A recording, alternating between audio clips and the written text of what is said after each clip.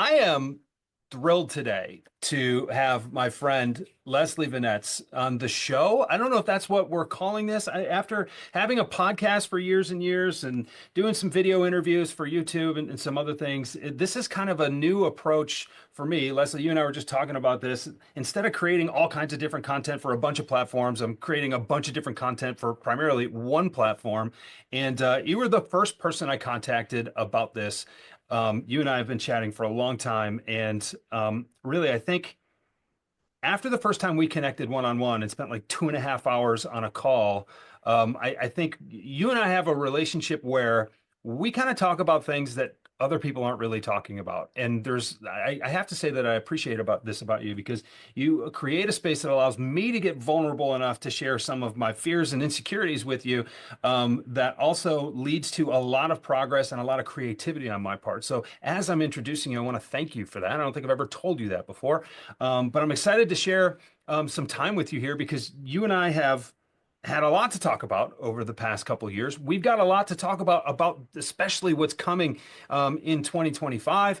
And the sun is shining on the side of your face, and everything just looks so glowing and radiant right It's now. bright. So, I'm radiating, folks. I can see through so the webbing on my hands. It's so bright. Yes, Jeff, I am jazzed to be here. And I promise that unlike our first call that was scheduled for like 25 minutes and went for over 2 hours, we will keep this tight and focused for the listener. and we will leave them wanting more if they want to do so. I was thinking about this. I think the most significant conversation that we've had over the past couple of years that I think set a lot of things into motion for me. It was fall of 2021. It was September. I was in Atlanta. I had just presented at the Outbound conference, and that show had wrapped up. I had a late flight on a Friday. I had some extra time. So I'm texting you, and there was just something on my mind about all of the stuff that I had seen at that conference, other presenters, just some of the talk backstage and among those of us who were presenting about proactive professional prospecting and how a lot of the people that we were coming across on LinkedIn and some of the other social platforms, um, there is really this lack of awareness of how valuable and important these skills are. Because we were just you and I were looking at where the economy was going. All of a sudden, there were clients of yours and mine who were like, yeah, I don't know if we're going to go ahead and extend this agreement. Things aren't looking so great on our forecasts. We love what you're doing, there were some things that we were seeing that I think were ahead of the curve of what the broader market was seeing. And lo and behold, over the last 18 to 24 months, what are we seeing on LinkedIn? Nobody's buying. Why aren't my Yeah. customers coming to me with their wallets open anymore? Just for fun, what do you remember about that conversation?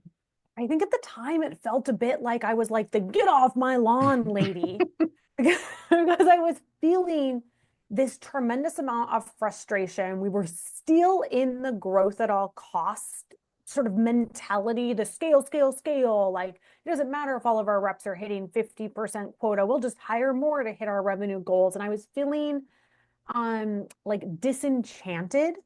Mm. And I was targeting a lot of my anger doesn't feel like the right word, but just like annoyance with some of the narratives towards inbound as a concept. And I remember one of the things that we talked about is the fact that very, very, very few people realize that like inbound as a concept, the way that we talk about it now, was coined by HubSpot like circa 2017. That it is just still this like extraordinarily new concept. And that everybody was saying inbound is it. And it's when people were trying to push like near bound as a narrative. And everything that they were describing was just outbound done strategically. And so I just remember very much feeling like this curmudgeonly lady, like I'm in my 30s and I'm just like, these kids. Rrr. But And we were it, right. So well, no, and it's funny that you say that because when I remember you bringing that up now, and I wouldn't have recalled that until you just mentioned it, but this idea that, wait a second, are we all falling for marketing? Like, yes, of course, we would like people to come to us.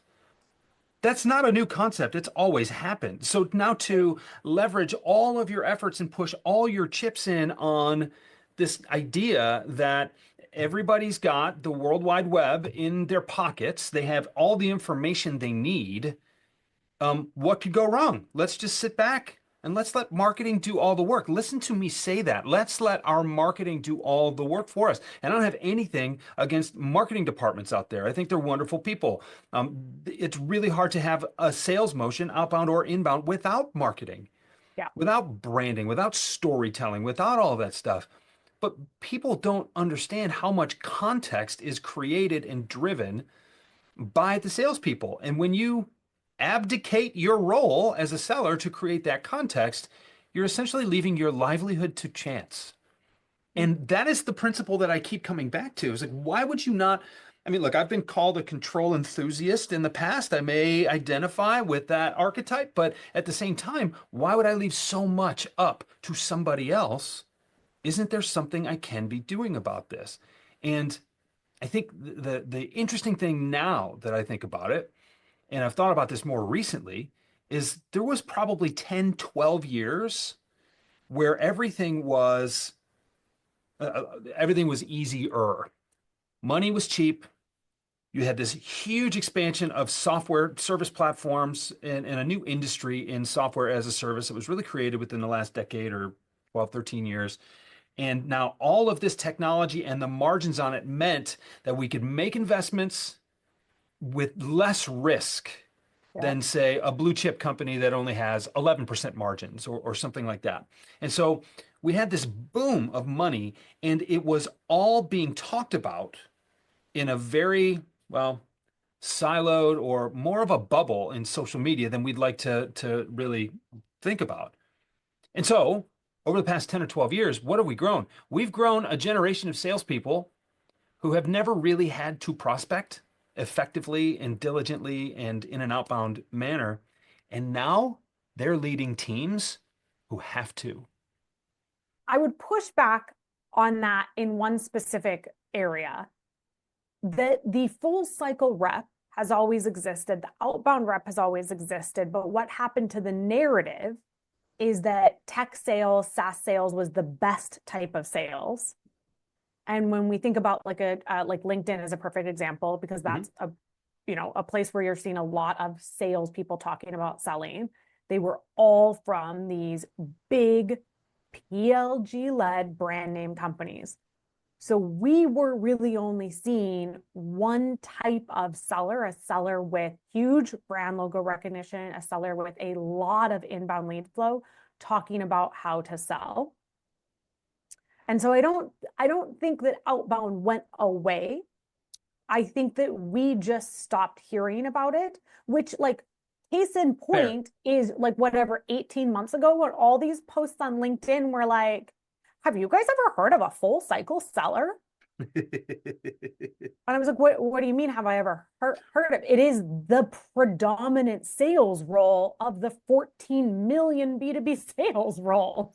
Like Right. it's, I don't think that most folks that are newer to the profession realize that like having a dedicated SDR team and having a dedicated then like AE team to run the rest of the cycle and have those be different is actually the exception, not the rule. If you look at, the last 10, 20 years of selling.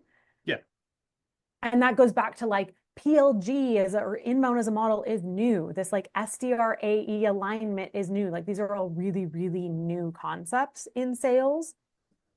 But it worked. It worked. I'm using air quotes in case anybody's listening, not watching. It worked so well because there was so much money to throw at it that like it didn't actually work, but it got the job done for long enough. Well, and what we can't underestimate is the power of all of that stuff happening at the same time. Mm-hmm. So you have the explosion of personal branding and social media and people trying to make a name for themselves. You have this opportunity where inbound lead or opportunity creation has been more effective than it has prior. And you also have people saying, well, I don't want to do outbound. And so I'm not gonna, and I can still hit my number, which creates an entire new line on the org chart for the XDR, the SDRs, the BDRs, the ADRs, these development reps who it's like, oh, okay, well, if you're not going to prospect, I'll create a role where someone does nothing but prospect. And so all of a sudden it feels like there's this seismic shift. The role of a sales team has not changed. You have to put yourself in front of strangers. You have to understand their problems. You have to communicate your value. You have to ask them to move forward and take next steps along with you. Um, how we divide that can be cute at times, but depending on your sales cycle and depending on how complicated it is and depending on how many people it takes to actually get a stranger's attention, this is still predominantly, to your point, the role of one individual, usually in a geographical territory. And Definitely. it's easy to forget that in the bubble that is social media. 100%. And like something you said earlier, Jeff, was around silos. And I think a lot of the silos that have been created in the last 5 to 10 years are ones that people are realizing now don't serve our buyers. And maybe even more so, like piss our buyers off because it adds so much friction, like Mm-hmm. unnecessary friction to the buying process. And we see that represented in how sellers sell, that some of those silos got put up between like what's demand gen and what's lead gen. And the best sellers I know have always blurred the lines between demand gen and lead gen, right? Like Mm-hmm. they're creating their own assets to be able to send out to prospects as like value-based deposits if marketing isn't doing it. Like Yeah. they're going to events, even if their company isn't paying for it, like they're going to local networking events. Maybe they are building their own personal brand. They are hosting webinars, right? Like those are what I think today we would consider demand gen activities or marketing owned activities for the most part. But if I Yep. think over my almost 20-year career in sales, every single consistent top performing rep that I know has always done all of those things. Like they have always blurred those lines. So creating that type of siloed organization not only takes away from some of what like we know really works for sellers, it also creates a buying process that our buyers don't love. This is actually a completely different conversation. There's so much that we can go into with this, but the idea of creating the environment to buy. And Mm. also think about how long it took you selling next to somebody before you could reasonably sell in a meeting while finishing each other's sentences and really complimenting each other instead of either stepping on each other's toes or being afraid to step on each other's toes and not saying the thing that needs to be said. So there's a complex conversation to have about that. Um, but you're right, the process gets broken through the efforts to try to fix it or make it more efficient. And there are a lot of organizations that never got through that.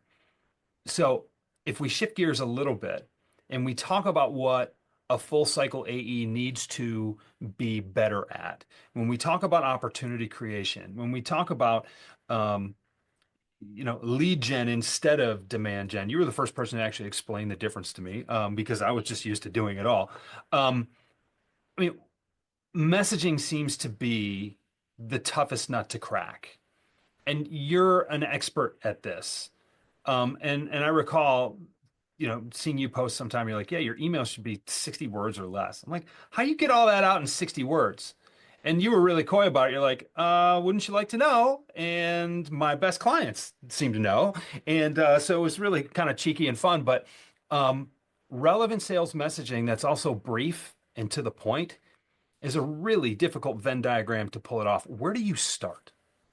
Okay, here's a couple things that folks should be thinking about. One is that the easiest way to write relevant messaging is to segment your territory like a lot. Like we are talking about beyond ICP, like deep, deep segmentation so that you are stacking enough firmographics and enough like signals or persona context specific things that you can be pretty sure the messaging that you are reaching out to people with is highly relevant to them. Very few organizations are taking the time to go. I mean, first of all, very few organizations have an ICP. They think they have an ICP, and then they're like, it's anybody in finance in any of these 7 industries in any of these 4 countries. And that's like, cool. I mean, I'd just say that's more of like anybody who is qualified to potentially buy from you at any point, but sure. So like getting that clarity around your ICP and then going even further to segment so that it's easier to have confidence in the relevance of your messaging. That is one place that I would like 100% tell people to start. The other thing I remind people about a lot, and then I can give some like specific messaging tips, but Sure. they try to make every email be the email that does all of the things. Mhm. And the easiest way to like visually represent that is bullet points. And you might be thinking to yourself right now, like, you're wrong, Leslie, bullet points are so easy. And sure, like for internal comms or even for like a follow-up, do your bullet points. But for cold outreach, each bullet point becomes another thought. And so when we think about like our onus to reduce the cognitive load for the person reading the email, it can't be 3 different thoughts. Every email has to be one thought. So like each bullet point is its own email. And that is why you should never be doing one-off cold outreach. You should also be always be doing it as part of a sequence, because your sequence gives you this time to like tell the story of all of the different problems you've solved that you believe are relevant to this persona. So if you're struggling with your messaging, the first thing I would do is create smaller segments within your ICP to make relevance easier.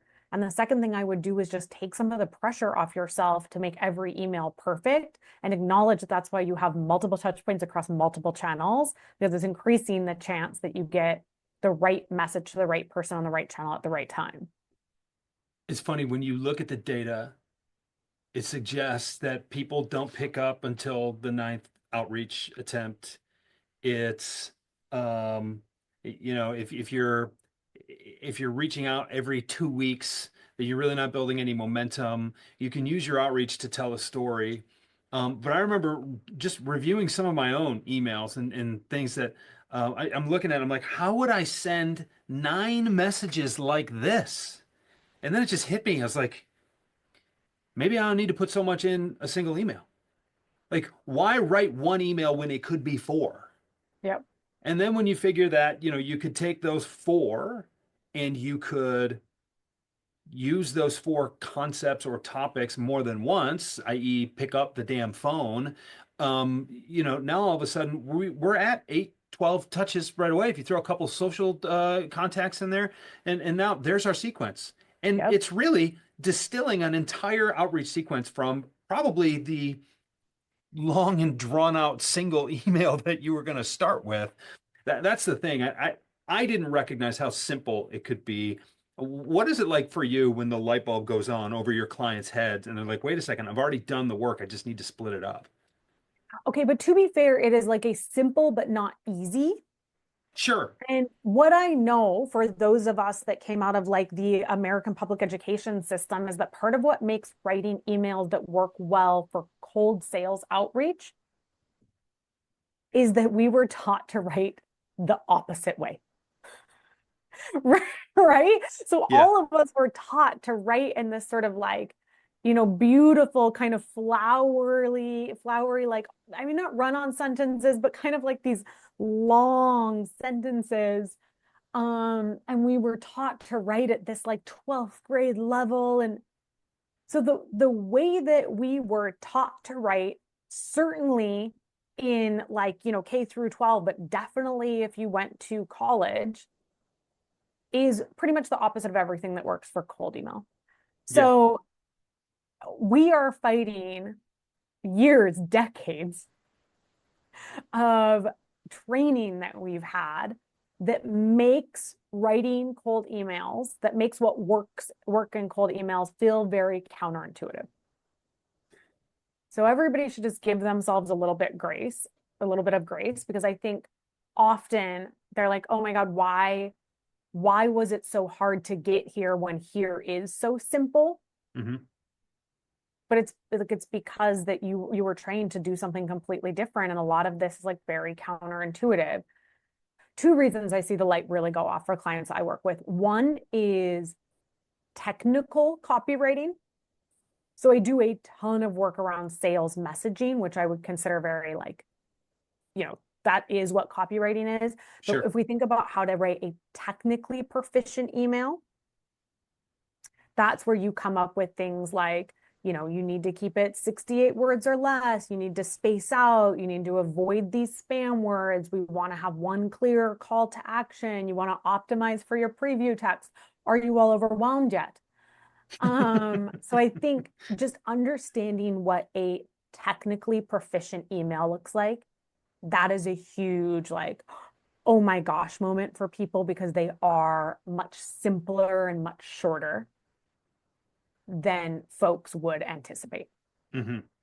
I would say the other huge aha moment is when people rewrite emails so that it talks about the problem they solve, not the product. And where we start that rewriting process is removing I, we, our language and replacing it with problem-centric language or like voice of customer language. Hmm. And even that small change, which isn't even like the super in-depth, like benefit outcome focused copywriting work that I do, even that small change, people reread the email and think, oh, okay. Like I for sure would not have read the first email, but this one I would at least read and maybe reply to. So I think that like the aha moment from what looks technically good that reduces the cognitive load of our buyer so it's easy to digest and scan, and then what makes them sort of at first glance feel more seen and heard in what they're reading. Those are the big aha moments. It's interesting. I like to ask people if they're trying to write an email to engage their prospect or to impress their 10th grade English teacher. And maybe if you're selling to high school English teachers, that you're one and the same, and you're in good shape, and you're of the few of us that actually does that. But it's so difficult to unlearn all of those things. Yeah. And when you look at the personality type of a salesperson, what do they want to do? They want to get the answer to the test right. And so they're trying to do things the way they've always been taught was the right way to do them. And to break that is tough. Salespeople are rule breakers, but at their very core, they just want to get the answers right. They just want to feel Yeah. successful. The They're other rule thing, breakers, but they also, I think, say most of the salespeople I hang out with care so much. Like they give so many Fs. yeah, So they also like there's some ego tied into that. Like they don't want to, or they are resistant to writing an email at a third grade level right. because they don't want to come off as sounding like stupid or immature. And so I think that they are rule breakers, but there is also not just for sales messaging, but for all training I've ever done with ever sales team ever. There is a resistance to change when the change could be viewed externally as something that would hurt the ego and the confidence potentially of the seller. And like that's not an insignificant hurdle. No, it is not. There's something I want to add to that. I think that ties your most recent point with my recent point together. And this whole thing about making sure that we look good and we're proud of the work that we do. When you kind of reverse engineer the formula of a great email, like you did just a minute ago, it's 68 words and it's buyer centric and it's problem centric, and we're optimizing for the preview text. And there's a single call to action. All this, I don't hit backspace on your YouTube a few times. Go back, listen to what she said. The problem with that is if you just reverse engineer that and try to color in those paint by number formula, you end up with a terrible email. Yeah. And the way that I've been able to do it is I would, and it's a longer process. And here's the other ego thing. This takes a while to learn. So to discipline myself, to give myself the permission to say, all right, write a 120 word email. Say what you want to say. Then apply one filter at a time until you get there. So, but at least you don't lose the message, right? You can edit 125 words down to 68. It hurts the first couple times. Then you realize that economy of words, which is not my strong suit, is actually a very it's a very positive thing. If you can say it in 8 words, then where someone else might take 25, that's recognized as something very positive. It's like, was it Mark Twain who said, "I'm sorry I wrote such a long letter. I didn't have time to write a short one." Yeah, Right? I think I looked that up and I'm pretty sure it's attributed to him, but it wasn't actually him, but Somebody smarter than me said it, and it somebody was really smart said clever. that.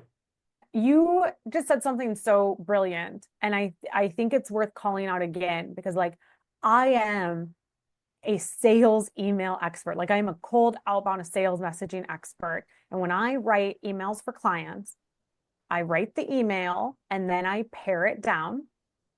And then I go over it to make sure that it is appropriately outcome and problem focused.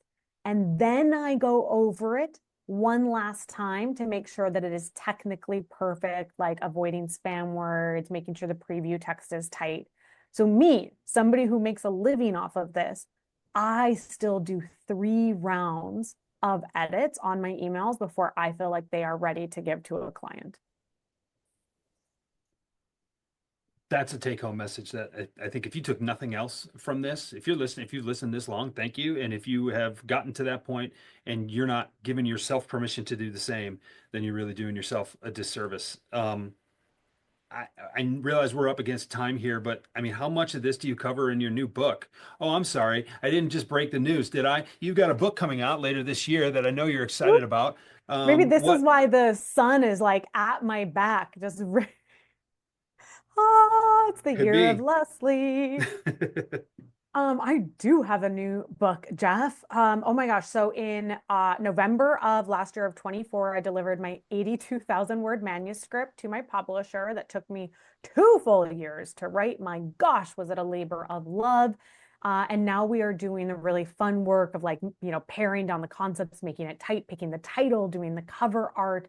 So fun. The tentative launch date is August 5, and it is true like full top of funnel strategy. So it's the stuff we talked about with like making sure you have a tight ICP and you're segmenting your territory and just being a little bit more strategic about how you approach your territory to match the value prop better, through to how to do the mechanics of the outbound up to discovery meeting, because the hill I will die on is that the discovery meeting is the last step of top of funnel. And it is all in the context of my sales philosophy that I've developed over maybe, almost 20 years of earn the right. And the whole gist, and this works for emails too, folks, is like before you send the email, ask yourself, what have I said in this email that has earned me the right to ask for the attention of the person that I am sending it to? And if you do not have a compelling answer to that, go in for another round of audits. What an awesome litmus test. A really straightforward one, too.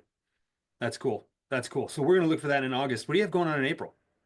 Oh my gosh, I'm going to be in Arizona. You would love this golf course. It's at the Greyhawk Golf Course. Chris, my husband, who have you been there? No, but I haven't been there and I still know about it. So, yeah, go Okay, I ahead. mean, maybe come to the event, Jeff. It's for sales leaders. You're a sales leader. It's at this like stunning golf course.